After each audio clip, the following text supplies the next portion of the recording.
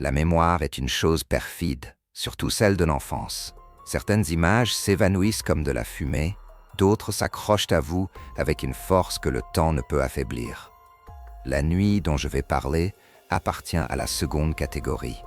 C'est un souvenir qui ne fait pas que se démarquer. Il vit en moi, tapi dans un coin sombre de mon esprit. Je devais avoir environ 8 ans, peut-être 9. L'âge exact s'est perdu, mais pas la sensation. C'était un de ces jours où le ciel s'effondre. La pluie s'abattait sur la ville depuis le matin, un martèlement incessant qui promettait de ne pas s'arrêter. Mes parents, après être venus me chercher à l'école, avaient un engagement important.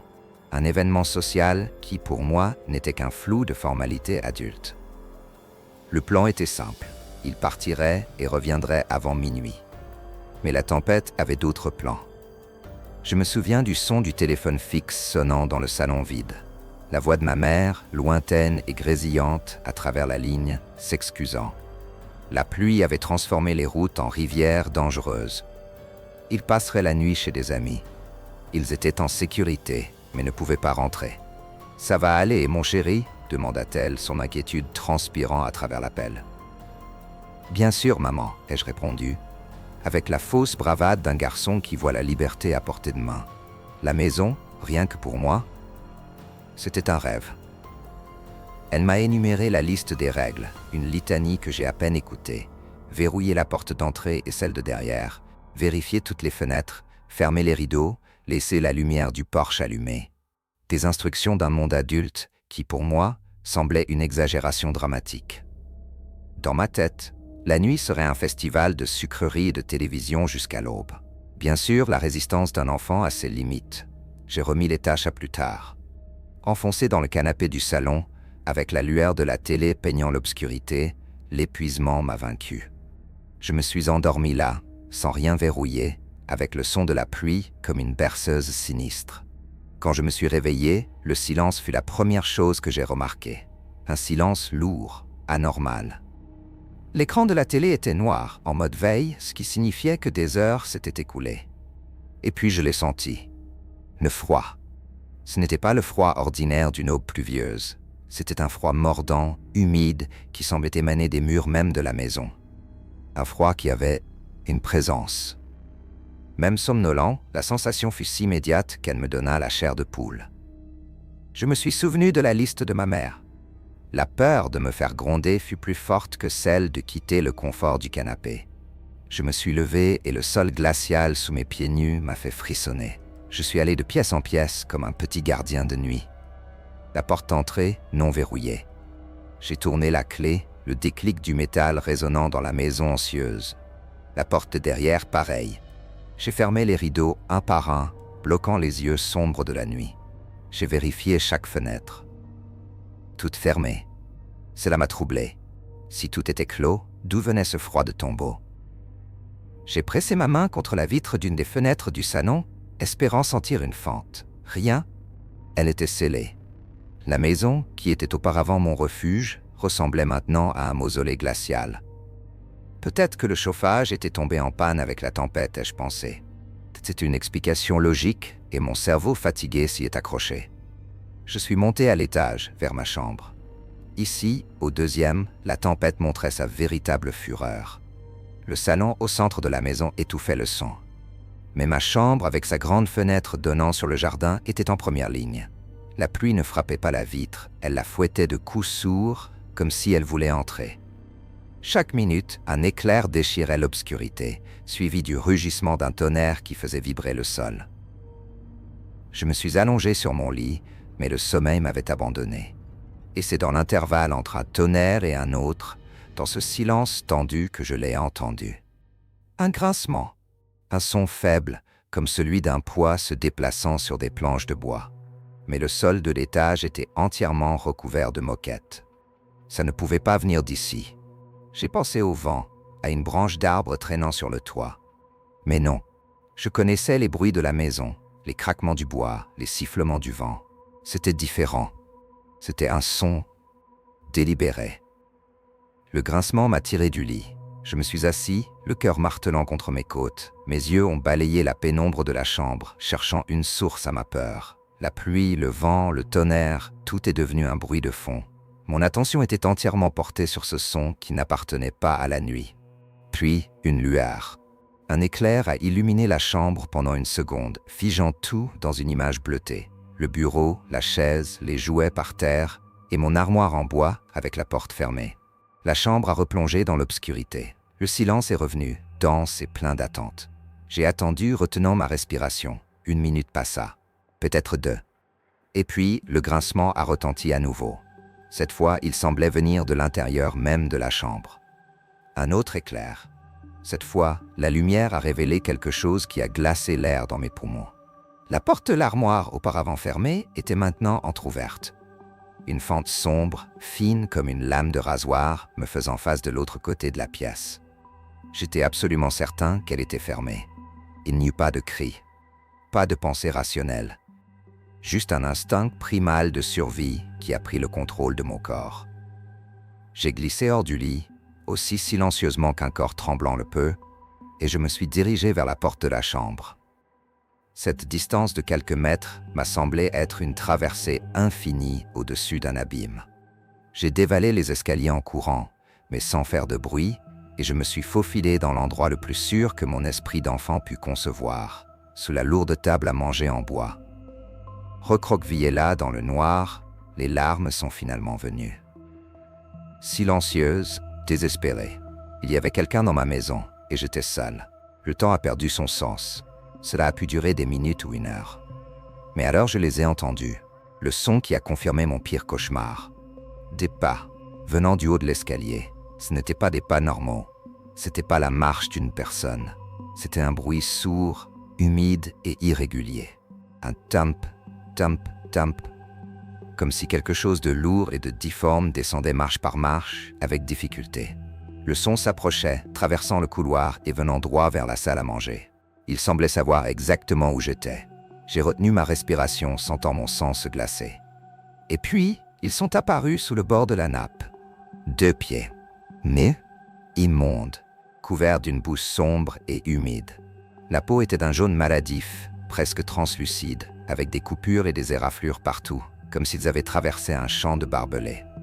Les ongles de pied étaient épais, cassés, noirs de saleté. Ils peinaient à tenir en équilibre, titubant légèrement, et puis, quelque chose est tombé de la silhouette que je ne voyais pas. Ça a heurté le plancher en bois avec un clang métallique qui a percé le silence. Une clé à molette, lourde, rouillée. Mon corps tout entier s'est contracté pour retenir un cri. Si la créature se baissait pour ramasser l'outil, elle me verrait. Mon monde s'est réduit à ce petit espace sous la table, à ces pieds horribles et à cette clé par terre. Mais elle ne s'est pas baissée. Les pieds sont restés immobiles une éternité. Puis, lentement, ils ont continué leur chemin. J'ai entendu les bruits sourds et chaotiques s'éloigner, trébuchant à travers le salon, jusqu'à ce que le son de la porte d'entrée, s'ouvrant et se fermant, résonne dans la maison. Elle était partie. Je ne suis pas sorti de sous cette table pendant des heures. Quand les premiers rayons de soleil gris du matin ont filtré à travers les rideaux, j'ai rassemblé mon courage. J'ai ramassé la clé à molette par terre, un poids froid et terrible dans ma main, et je l'ai cachée. Je suis retourné dans ma chambre, j'ai verrouillé la porte et je me suis effondré sur mon lit. Je n'ai jamais raconté à mes parents ce qui s'est passé. Pas à l'époque. J'avais peur qu'ils découvrent que j'avais désobéi, que j'avais laissé les portes ouvertes. Des années plus tard, quand j'ai essayé de raconter, l'histoire sonnait comme un cauchemar d'enfant. Mais ce n'en était pas un. Cette nuit m'a laissé des cicatrices qui ne se sont jamais refermées. J'ai développé une peur panique du noir qui m'a accompagné jusqu'à l'adolescence. Encore aujourd'hui, quand la pluie frappe fort à la fenêtre, je ressens ce froid anormal et je me souviens de ses pieds. Et j'ai appris la leçon de la manière la plus dure. C'est pourquoi je vous raconte ça. Toujours, verrouillez vos portes. Certaines choses qui errent dans la tempête ne cherchent pas seulement un abri. Elles veulent entrer.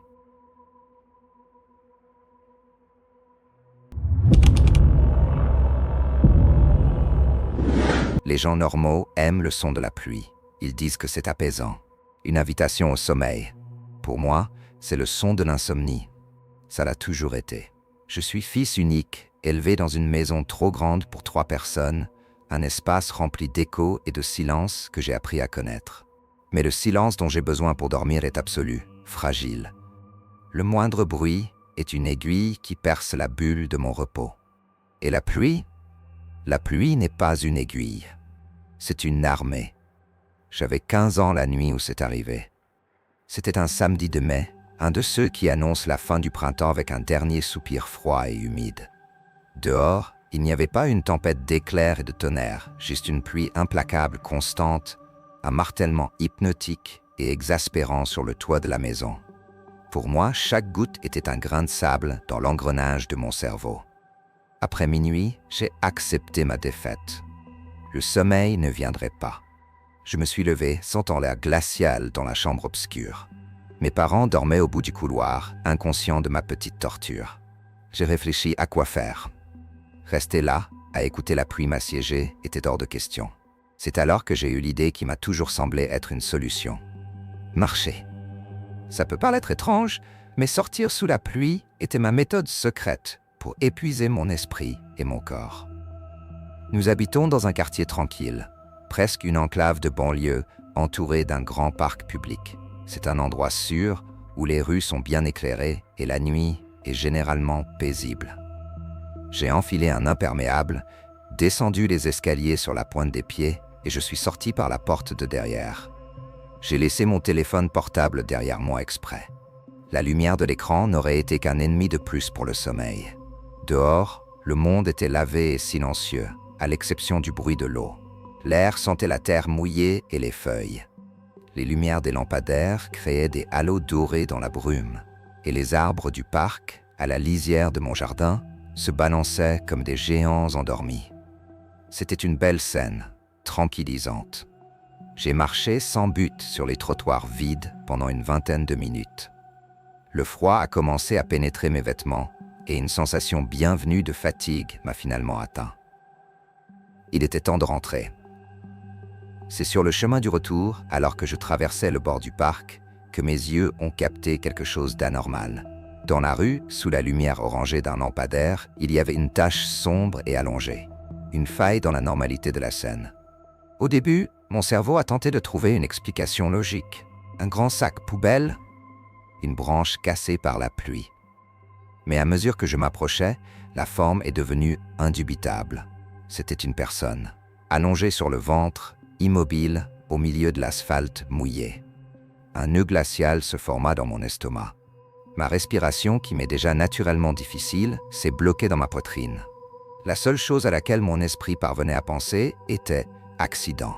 Quelqu'un a été renversé et abandonné. Il n'y avait pas d'autre raison pour qu'un corps soit là, inerte sous la pluie. Mon instinct me hurlait de faire demi-tour, de courir à la maison et de m'enfermer. Mais la voix de mes parents, l'éducation qu'ils m'ont donnée, parlait plus fort. On ne tourne pas le dos à quelqu'un qui pourrait avoir besoin d'aide. Contre la volonté de chaque fibre de mon être, j'ai commencé à marcher en direction de la rue. Plus je m'approchais, plus les détails apparaissaient. Un pantalon sombre, une chemise à carreaux en flanelle, trempée, ça ressemblait à un homme.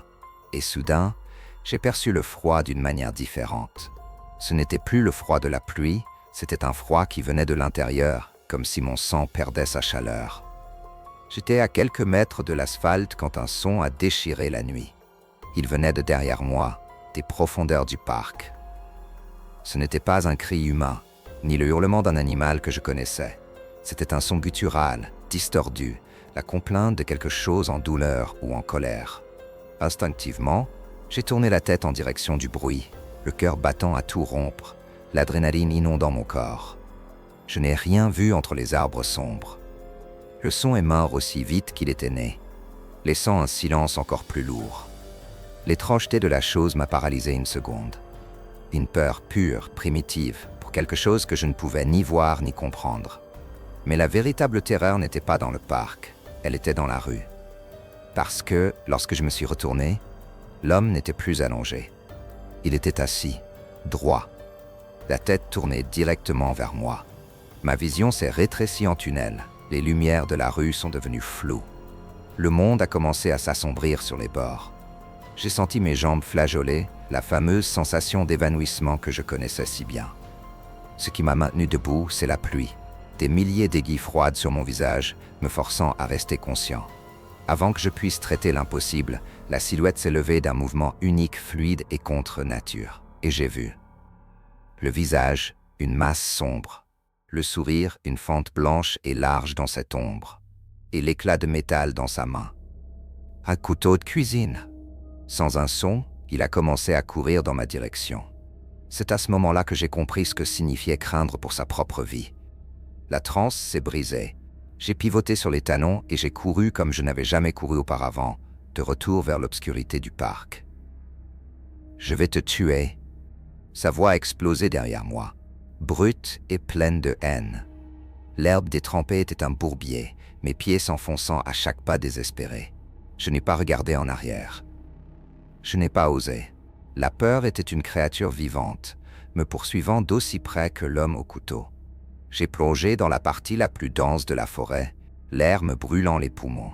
J'ai évité un arbre et je me suis jeté derrière, le corps tremblant blanc de manière incontrôlable. Accroupi dans la boue, je luttais pour faire taire ma respiration haletante. J'ai jeté un coup d'œil. Il n'y avait personne. La pluie tombait, lavant le monde, et j'étais de nouveau seul. Mais la solitude, maintenant, était la chose la plus effrayante du monde. Comment allais-je rentrer chez moi? Je n'ai jamais su ce qui a motivé cet homme, ni ce qu'était le cri que j'ai entendu. Ma seule théorie est que ce fut une coïncidence macabre.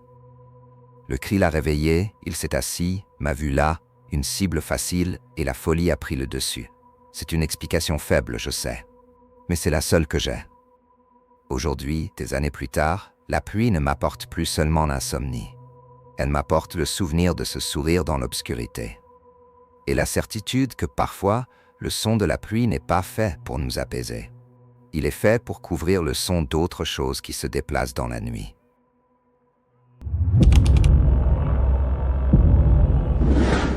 Bien sûr, voici la traduction en français. Il existe une sorte de fatigue qui va au-delà des muscles.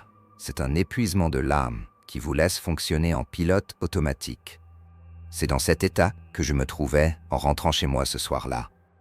Les heures supplémentaires m'avaient volé mes dernières énergies et l'horloge du tableau de bord indiquait déjà plus de 11 heures. Dehors, le monde n'était qu'un chaos d'eau et d'obscurité. La tempête n'était pas une simple pluie, c'était un déluge violent. Les essuie-glaces menaient une bataille perdue contre le rideau d'eau, leurs mouvements frénétiques parvenant à peine à m'offrir une brèche de visibilité. J'étais sur une de ces routes secondaires qui traversent la forêt.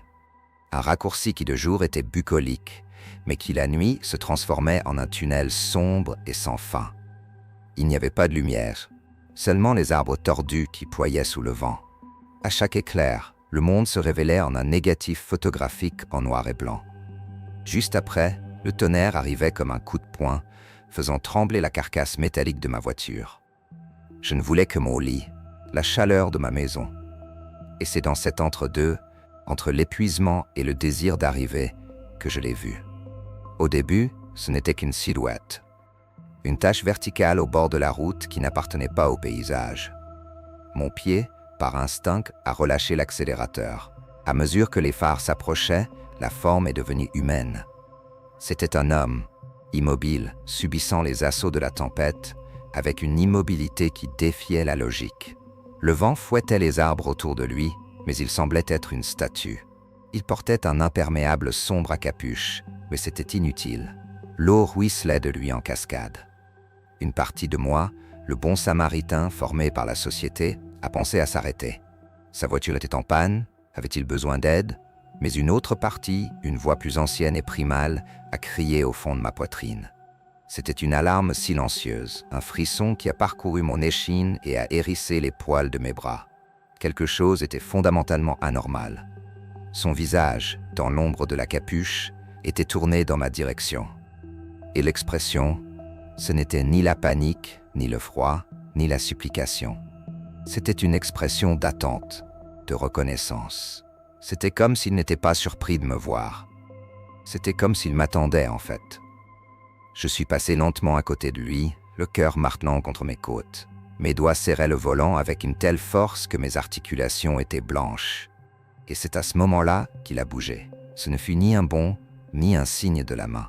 Ce fut un unique pas délibéré en avant, empiétant sur le bord de la chaussée, me forçant à faire une embardée. À cet instant précis, le ciel a explosé de lumière. L'éclair a illuminé la scène avec une clarté cruelle, et j'ai vu ce qu'il tenait dans sa main, le long de son corps. Ce n'était ni une canne, ni un parapluie. C'était l'éclat mat et cylindrique d'un métal mouillé. Une barre de fer. Mon sang se glaça dans mes veines. L'instinct animal a pris le contrôle. J'ai écrasé l'accélérateur. Les pneus ont crissé sur l'asphalte mouillé, l'arrière du véhicule dansant dangereusement pendant une seconde avant de trouver de l'adhérence et de foncer en avant. Dans le rétroviseur, pendant une fraction de seconde, je l'ai vu. Debout au même endroit, sa silhouette sombre diminuant au loin, m'observant encore disparaître dans le rideau de pluie. Je n'ai plus regardé. Le reste du trajet fut un flou de panique. Chaque ombre sur la route, chaque reflet de lumière, c'était lui. Quand je suis arrivé à la maison, je n'ai pas marché jusqu'à la porte, j'ai couru. J'ai tourné toutes les clés, verrouillé toutes les fenêtres et j'ai passé le reste de la nuit éveillé, à écouter le son de la pluie et le son de mon propre cœur qui s'emballait. Aujourd'hui encore, l'image de cette nuit est une cicatrice dans ma mémoire. Et j'ai compris une chose, il ne ressemblait pas à un homme attendant de l'aide. Il ressemblait à un chasseur attendant que sa proie arrive à un point précis du piège. Et cette nuit-là, pour une raison que je ne saurais jamais, je ne suis pas tombé dedans.